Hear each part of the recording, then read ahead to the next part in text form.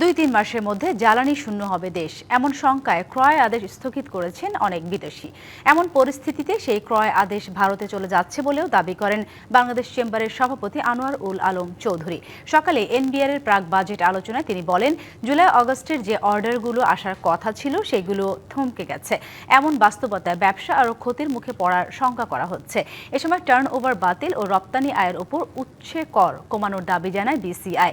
এ সময় company bank আমানতে মুনাফার ক্ষেত্রে উৎস কর 20% থেকে কমিয়ে 10%, সারচার্জ ধাপে ধাপে বাতিলের দাবি জানায় ঢাকা চেম্বার। করের বোঝা না চাপিয়ে ব্যবসা সহায়ক কর কাঠামোর তৈরির দাবিও জানানো হয়। তবে উৎসে কর কমানোর আবেদন নাকচ করে দেন এনবিআর চেয়ারম্যান। ভ্যাট কিন্তু ব্যবসায়ীরা দেয় না, ব্যবসায়ীরা হচ্ছে ভ্যাটের কালেক্টর। সরকারের পক্ষে তারা কাস্টমার থেকে ভ্যাটটা কালেক্ট করে সরকারকে জমা দিয়ে দেয়।